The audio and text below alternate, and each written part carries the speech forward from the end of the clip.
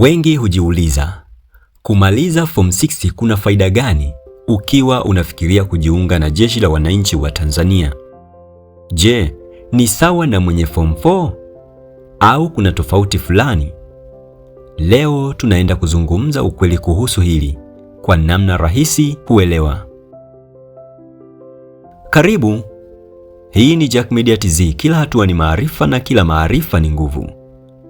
Kwenye video hii tunaangalia baadhi ya mambo ambayo yanaweza kuwafanya vijana wengi wa form 6 kutaka kujua nafasi yao wanapofikiria future yao pamoja na JWTZ. Namba 1. Kidato cha 6 ni hatua ya elimu ya juu zaidi ukilinganisha na form 4.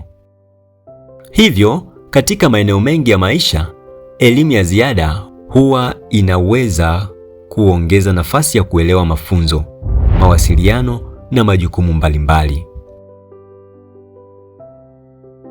Sehemu ya pili.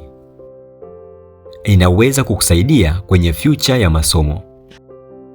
Wengi waliosoma form 6 huwa tayari wamepitia mazingira yenye nidhamu ya masomo, pressure ya kitaaluma na maandalizi ya future. Na hilo linaweza kumsaidia mtu kuwa tayari zaidi kisaikolojia kwa hatua zinazofuata za maisha. Namba 3. Form 6 pekee haitoshi. Hapa kuna jambo muhimu sana. Kuwa na form 6 pekee haimaanishi automatically mtu amepita au ana uhakika wa kuchaguliwa JWTZ. Kwa sababu mara nyingi mambo mengine pia huwa muhimu sana, kama vile afya njema, nidhamu, utimamu wa mwili na kufuata vigezo vinavyotolewa rasmi. Namba 4. Wengi hutumia form 6 kama mwanzo wa future. Kwa vijana wengi, form 6 huwa mwanzo wa kufanya maamuzi makubwa ya maisha. Mfano, chuo, mafunzo, ajira au taasisi zinazohitaji vijana wenye utayari na nidhamu.